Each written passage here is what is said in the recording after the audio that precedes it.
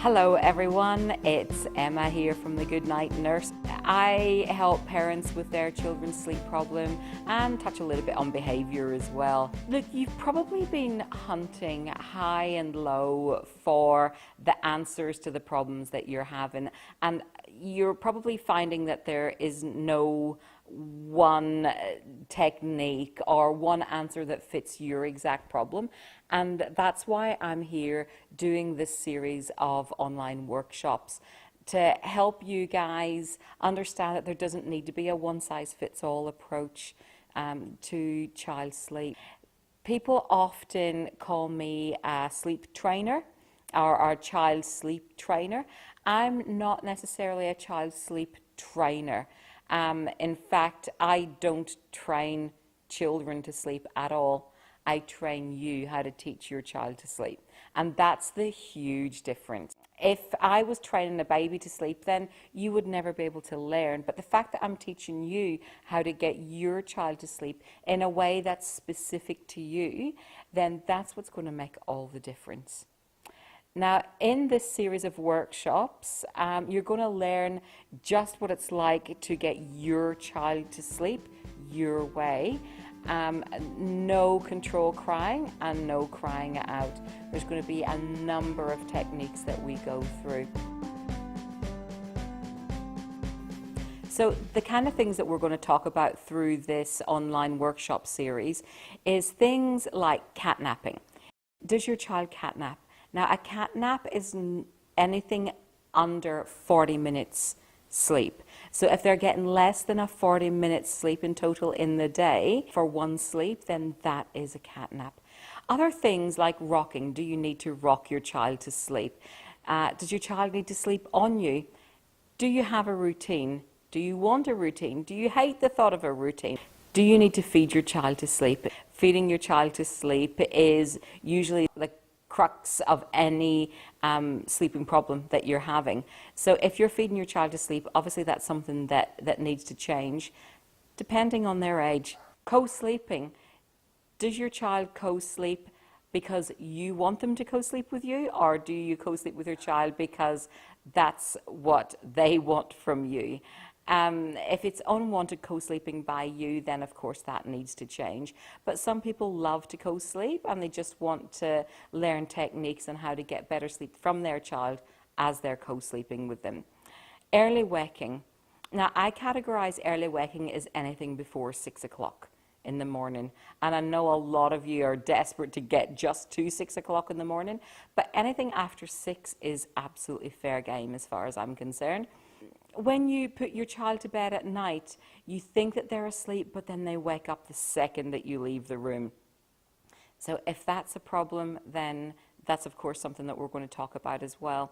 And of course, waking through the night, up multiple times overnight. Now, there's different rationales behind why I think in some cases that they still need to be awake and get fed through the night. But in a lot of cases, the child doesn't need fed or even resettled in the middle of the night by a parent.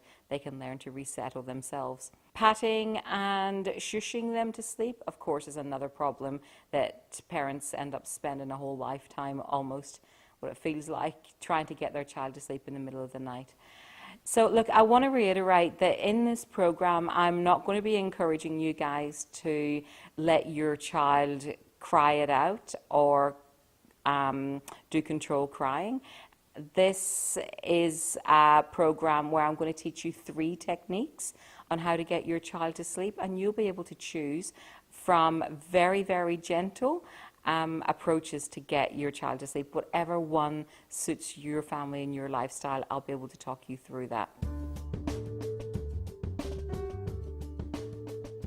A lot of times I hear from people, oh no, we've tried this, but they've only tried it for a couple of hours. Maybe they've only tried it one night. Maybe they've only tried it one night or one day, but it's not consistent. Consistency means over and over, hour after hour, night after night, week after week.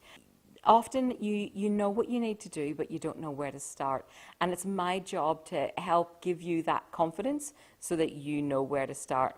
Often people don't start a sleeping technique, one, because of their confidence in that, but two, they are afraid that they're going to wake up their partner or they're going to wake up the other children in the house. So it's, you know what you need to do, but you just don't want a huge shit fight in the middle of the night, because that's what it potentially could turn into. So again, helping give you the confidence to get through that.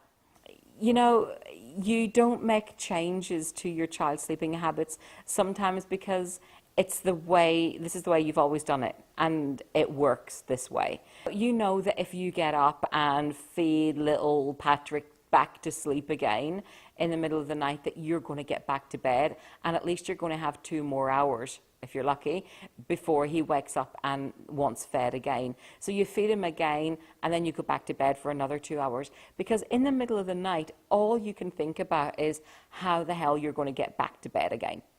But you're not making any changes to break any habits. It's what I call any port in the storm parenting. And what I mean by that is you're busy frantically working really hard to get him back to sleep, but you're not actually getting anywhere. You're stuck going in and out of port every time there's a little storm. And you know, it works, doesn't it? You know, if you feed him back to sleep, at least you get back to bed again. Often you think that every little cry means that they need you. Not necessarily. They don't necessarily need you. But we are often really quick to rush in there before they wake up too much.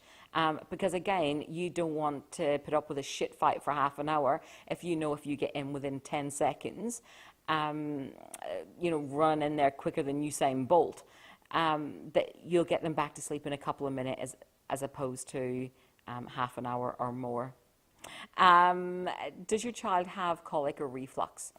If your child has colic or reflux, that plays a huge, significant factor in how your child learns to sleep. So if your child has reflux, then you're really going to want to get that reflux under control first, whatever way you wish to manage that. But if your child's reflux isn't under control, there's no way you're going to be able to teach your child how to sleep. They're in pain. You need to sort the pain first. Colic is definitely something that interrupts sleep a lot, but is worsened by lack of sleep. So we can definitely establish some really good, healthy techniques that will assist the relief of colic as well. Separation anxiety is a huge thing, especially around the 8-month mark, and again about the 18-month-old mark and 2-year-old mark. So separation anxiety does have a part to play. Teething, of course. Whoever said that teething shouldn't affect a child's sleep clearly doesn't have children, because teething fucks sleep up a lot. So teething is a huge factor. It gets light really early and the birds are noisy. Yes, but if you put the proper things in place, I'll teach you again how to overcome that. So there's lots that we're going to be going through in this online workshop series. So if you would like to join in, click on the link below and I will give you lots more information on what's involved, what you're going to learn, and some little workbooks that you can work on during your time learning this. I look forward to seeing you there.